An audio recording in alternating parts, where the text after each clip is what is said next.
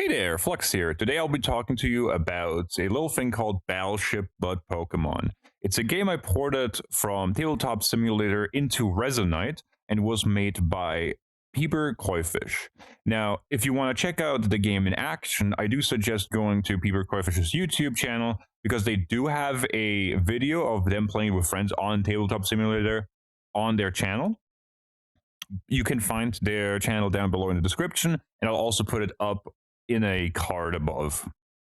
But to give you a quick rundown of the actual game, instead of having battleships, you have Pokemon that you put on your board. Now, Pokemon are slightly more uniquely shaped than battleships because they can be, for example, a shape like this that takes up 3 spaces and is like a kind of rotated L shape.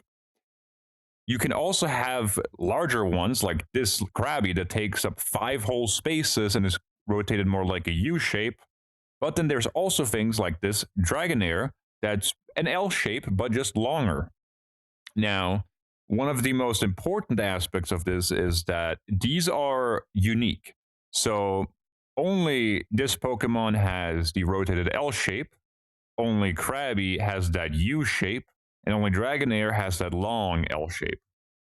This allows you to kind of remove certain Pokemon from what it could be as you're hitting parts of them. Because if, for example, I already hit a Dragonair, and then as I go on, I get another kind of vertical hit or a long ways hit, it could be an Onyx or a Doduo, but it could not be a second Dragonair.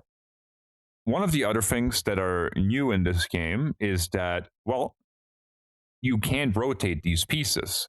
The way that you see them is how they're going to always be on the board. There's no other way for these to be rotated than the correct way. I do have a button on the board here that actually disables that, which you can barely, there we go, which is here, which if this here is unchecked, then you can freely position them if you just want to mess around with the board or play with house rules, though I do suggest just playing with the forced rotation, as it basically just keeps the strategic part of process of elimination of the shapes. But obviously you can play however you want. Now, another new thing is these little Pokeballs here, as well as the Master Ball. Now, the Pokeballs are pretty simple. You don't want your opponent to hit them, just like with your Pokemon. If your opponent does hit a Pokeball, they get to draw from a little item deck. This item deck can contain things such as this Choice Scarf here. The Choice Scarf here says, declare that you're using this item before you call your shot. If your shot is a hit, you may shoot again. This continues until you miss a shot. You don't have to declare that you're using an item unless the item explicitly states that you have to do so. And all of the items essentially give you small little benefits, be it, as this one was, rather aggressive for, oh, you can just start like taking out a bunch of stuff on your opponent's board, or something like the Silk Scope, which is you reveal a 3x3 area.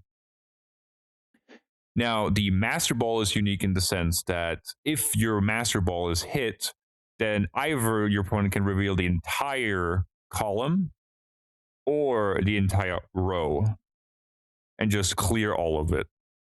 Now, you've probably already noticed it, but on the side here, there is a second copy of the entire board again.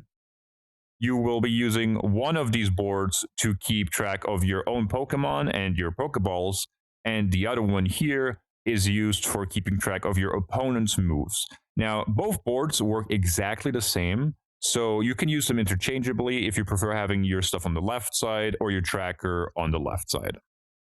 Since the shapes are unique, if you actually have like a shape like this and your opponent says that you sunk the Pokemon, you can just, if it's already on your board here, duplicate the Pokemon and then put it down on this side as well.